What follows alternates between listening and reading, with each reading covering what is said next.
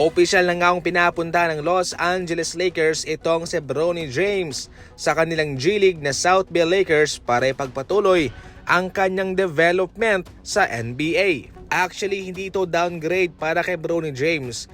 Ito'y parte ng proseso para gumaling pa siya, para mag-improve ang kanyang laro. Definitely isa sa mga pinakamaswerteng manlalaro itong si Bronny James dahil na despite na second round pick siya at nasa laylayan, siya'y nakatanggap ng guaranteed na kontrata. At ngayon, siya'y papupuntahin sa G-League ng Lakers para sanayin pa.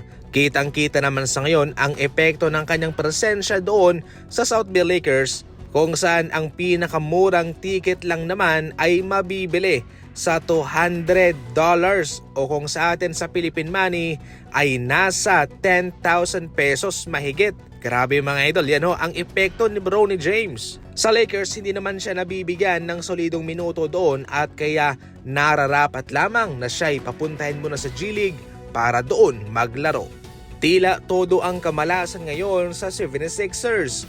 Una, na-injured si Joel Embiid sa pagsisimula ng NBA season at suspendido ng 3 laro. Si Paul George naman nagkaroon ng pasa sa kanyang buto pero siya'y nakabalik din.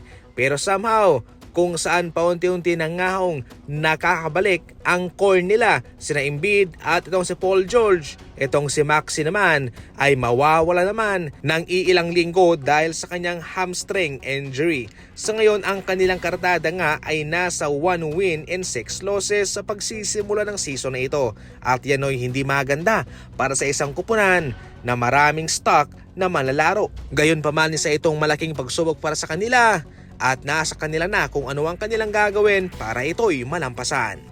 Sa patuloy na magandang ipinapakitang performance nitong si Buddy Hield, hindi may tatanggi na sa ngayon ay pinag-uusapan na siya na baka makapasok sa All-Star. Desenteng numero ang kanyang kinakamada, consistent sa kanyang shooting sa 3-point line, nalampasan pa niya ang ekspektasyon ng mga NBA fans sa kanya, especially yung pagkukumpara kay Klay Thompson sa kanya. Considering sa kanyang kontrata mga idol na mura lamang, isang malaking steal itong si Buddy Hield sa Golden State Warriors na sa ngayon ay gumagawang ngaho ng malaking impact para sa kanila.